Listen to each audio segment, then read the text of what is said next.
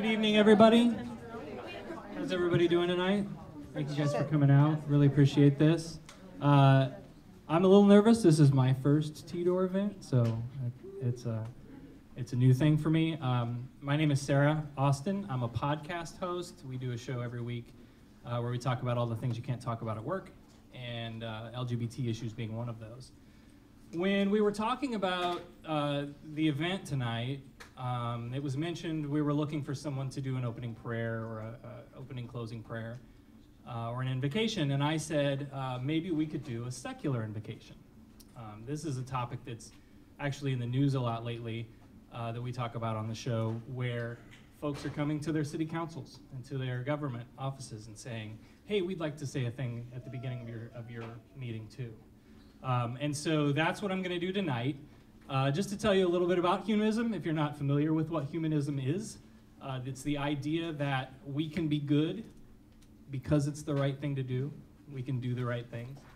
It's the idea that there's nobody looking out for us but us. And I've got your back and you've got my back, and that's how we're going to get through this thing. So I wrote kind of last minute a little an invocation for tonight to get us thinking about our community and about each other. Many prayers begin with a request to bow your heads. I would like to ask you not to bow your heads.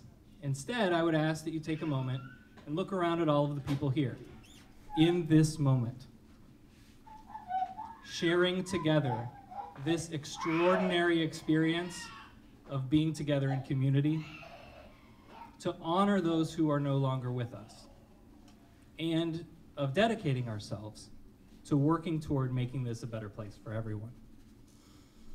While we celebrate our diversities of gender identity and expression with our allies, as we celebrate our diversities of sexual orientation, of race, class, faith, and all the things that make us unique, but which are all too often used to separate us, we are one.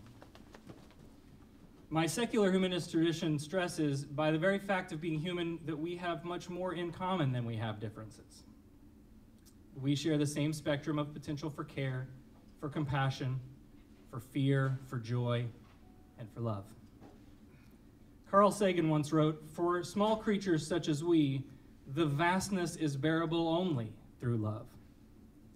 Let us cherish and celebrate our shared humanness, our shared capacity for reason and compassion, our shared love for each other. For it is through this common experience of simply being human that will one day unite us all. In gratitude and in love, in reason and compassion, let us reflect today on the beautiful lives we have lost. And in that reflection, let us see a renewed hope for the future.